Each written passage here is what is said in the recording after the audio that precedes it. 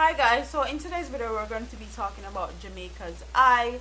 And if you guys don't know what Jamaica's Eye is, it's basically a CCT camera. They're putting up more CCT cameras in Jamaica in order to help with the drastic amount of crime and violence that have been going on in Jamaica. We've been talking about these CCT cameras for a while now. In our suggestion, well, me and my husband's suggestion, this was one of the suggestions that we gave to help curb crime in Jamaica. So people are now worried that these cameras are going to be breaching their privacy or taking information that they don't want the government to have. So it's causing a whole lot of backlash and a whole lot of problems. So I'm going to talk about the Ministry of National Security has moved to assure members of the public that there is no risk to their data being breached as a part of the Jamaica Eye initiative. Following media reports during which questions were raised about the legitimacy program, Project Manager of the Jamaica Eye, Major Sheldon Bryan, has provided clarity on how the Jamaica Eye works. He explained that the Jamaica Eye program does not take recorded video from private citizens or businesses. We connect directly to cameras donated to the program and record our own feeds, which are stored and accessed through an established protocol at the facility in Up Park Camp, Bryan said. There's no requirement for any citizens to share any recorded images that they have on their devices for their personal use. He added that the data recovery by the security forces is independent from the video which is recorded at the individual's home or business place. Therefore, the video recorded to be used for public safety, crime fighting, or any case of emergency is not that of any citizens, but which belongs to the MSN. Jamaica Eye program was implemented with 500 cameras with a view to the building out of the project as citizens and private business operators with cameras overlooking public spaces allow their feeds to be accessed by the security forces. The ministry said it has already installed cameras in public spaces in Kingston, St. James, which is Montego Bay, Manchester, St. Anne, Clarendon, and Westmoreland, Negril. The program has been endorsed by members of the private sectors, citizens association, parish consultative committees across the island.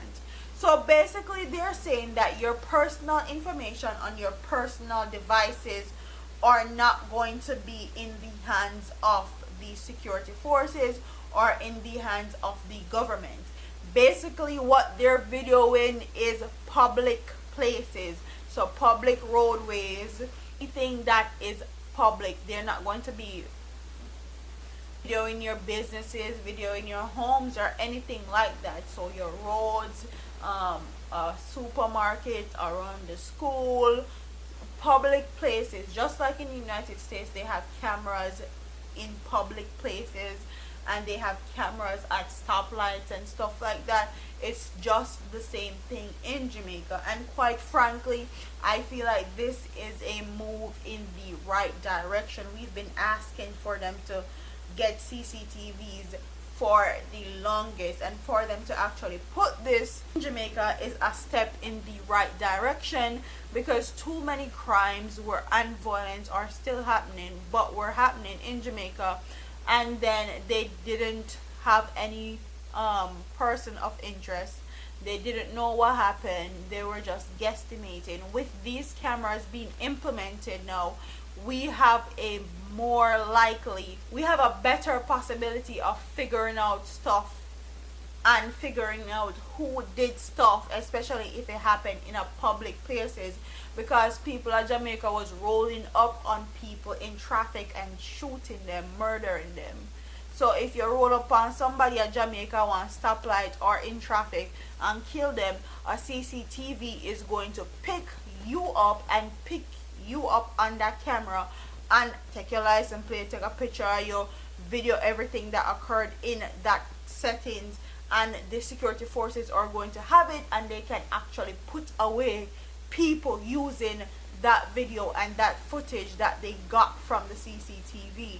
So people shouldn't be worried about them personal devices like them phone or them iPad, them laptop or them desktop being affected or being monitored by Jamaica security forces or by the government, because they're not videoing your personal devices or going into your personal devices. What they're doing is getting the cameras that are in public spaces already. So for example, one supermarket in a Kingston have camera around the supermarket, and in the supermarket what they do is get a portal from those cameras in that supermarket and access those cameras from wherever they are. So if anything good on that supermarket and somebody thief something or rob somebody or kill somebody in that supermarket, they can access that footage with the permission of the person who own the supermarket, basically. So they're not videoing you, they're not videoing your businesses and any of that. Most of these videos that they're accessing, or these cameras that they're accessing, are in public places, and they're getting permission from the businesses or from the person that run the business to actually access these public cameras.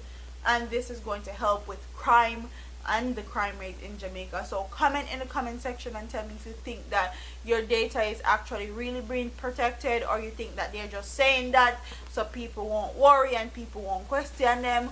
Or comment in the comment section and tell me if you think that these CCTVs are actually a step in the good or right direction for Jamaica and crime fighting, and it's going to help Jamaica. And do you think that they're actually not going to tap into people's private cameras and stuff without their permission, basically? So comment in the comment section and tell me what you think. Don't forget to like, comment, share, and subscribe to your girl here on YouTube. I'm out of here, man. Deuces.